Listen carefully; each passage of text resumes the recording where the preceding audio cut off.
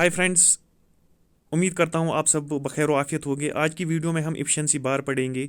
Efficiency बार क्या होता है? As per rule 76 of JKCSR volume 1, when an efficiency bar is prescribed in the time scale the increment next above bar shall not be given until a competent authority issues a sanction in favor of a government servant।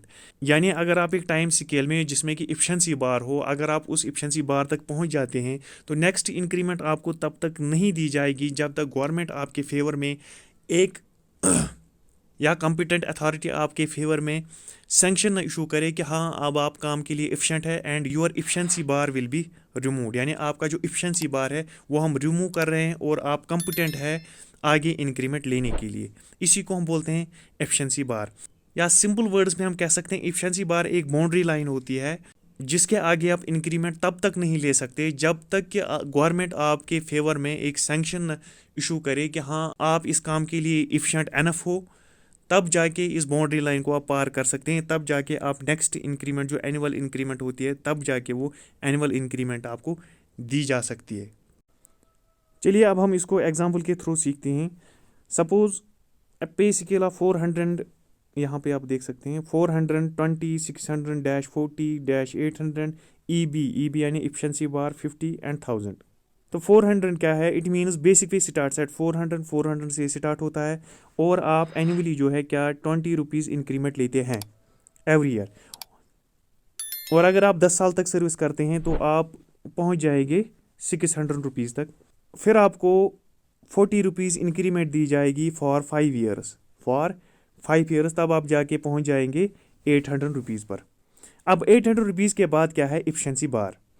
यानी अब आपका employer जो है आपका वो ये check करेगा कि आप इफिशिएंट एनफ है इस काम के लिए कि नहीं। और वो एम्प्लॉयर जो है वो किन पैरामीटर्स पे, वो आपकी क्वालिफिकेशन देख सकता है, वो आपको हेल्थ पैरामीटर्स भी चेक कर सकता है क्या वाकई आप इफिशिएंट है इस इफिशिएंसी बार को क्रॉस करने के लिए। अगर एम्प्लॉयर को लगा कि हाँ आप इफिशिएंट है इस काम के लिए तो आपका जो इफिशिएंसी बार है वो रिमूव किया जाएगा और आपके फेवर में जो है सैंक्शन इशू की जाएगी।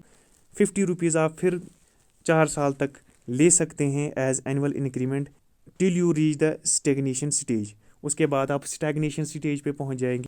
अब हम चलिए देखते हैं गवर्नमेंट इंस्ट्रक्शंस इफिशिएंसी बार के रिलेट।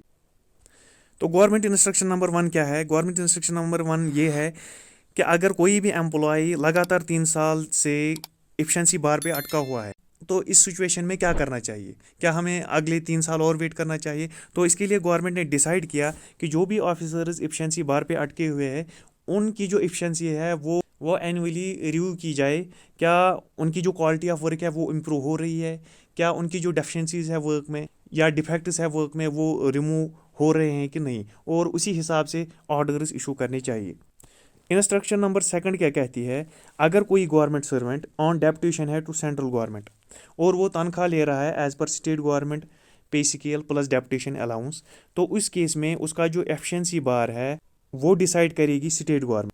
इसका जो एफिशिएंसी बार है वो रिमूव करना है या स्टैंड रखना है वो डिसाइड कौन करेगी? State government. इसी तरह अगर ये जो गवर्नमेंट सर्वेंट है ये पे ड्रा कर रहा है in the scale of the post held by him on deputation under the central government, यानी सेंट्रल गवर्नमेंट के पे रूल्स के हिसाब से सेंट्रल गवर्नमेंट की पे स्केल्स में वो तनख्वाह ले रहा है, तो उसका जो इफिशिएंसी बार है वो कौन डिसाइड करेगी? वो डिसाइड करेगी सेंट्रल गवर्नमेंट, वो डिसाइड करेगी। और इसी तरह ये रूल जो है ये अप्लाई होता है कि इन पर government servants on deputation from one department to another department या फॉरेन सर्विस है या विद इन द स्टेट जो है। फिर है इंस्ट्रक्शन नंबर 3, ये 3rd इंस्ट्रक्शन है। Delay in approving the crossing of efficiency bar for government employees are inconvenient. जो डिले होता है in issuing the sanction for removal of efficiency bar ये बहुत ही इनकन्वीनियंट है। कॉम्पिटेंट अथॉरिटी को ये जो सैंक्शंस है ये इशू करनी चाहिए ऑन टाइम। और गवर्नमेंट सर्वेंट को क्या करना चाहिए था कि 6 मंथ से पहले ही अप्लाई करना चाहिए था कॉम्पिटेंट अथॉरिटी को कि मेरा जो इफिशिएंसी बार है वो रिमूव किया जाए। इसी तरह जो कॉम्पिटेंट अथॉरिटी है इन द 3 मंथ्स उसको रिव्यू करना चाहिए था इसकी इफिशिएंसी एक एम्प्लॉय का, और अकॉर्डिंगली जो है वो ऑर्डर इशू करने चाहिए थे। अगर वो इन एलिजिबल है for the removal of efficiency bar तो उसका जो वर्क कल्चर है वो उनको ईयरली रिव्यू करना था। इसी तरह अगर जो कॉम्पिटेंट अथॉरिटी है वो ऑर्डर इशू नहीं कर सकी विद इन द 3 मंथ्स, उनको नेक्स्ट हायर अथॉरिटी को ये रिपोर्ट करना है और next higher authority within another 3 month ये जो सैंक्शन है ये इशू करनी होती है।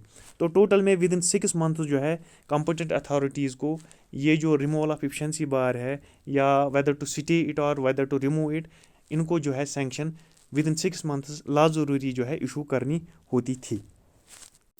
आज के सिनारियो में क्या है, आज एफिशिएंसी बार एप्लीकेबल नहीं होता है। ये देखा गया था SRO 75 1992 में, वहाँ पर पे स्केल के साथ साथ एफिशिएंसी बार भी दिया जाता था। लेकिन फिर भी आज प्रमोशन के लिए डिपार्टमेंटल एग्ज़ाम पास करना होता है या प्रमोशन के लिए आपके लास्ट 3 इयर्स के APR चेक होते हैं, तब जाके आप एलिजिबल होते हैं प्रमोशन के लिए। तो आई होप आपको ये वीडियो अच्छा लगा होगा। वीडियो को लाइक कीजिए और शेयर कीजिए और चैनल को सब्सक्राइब कीजिए।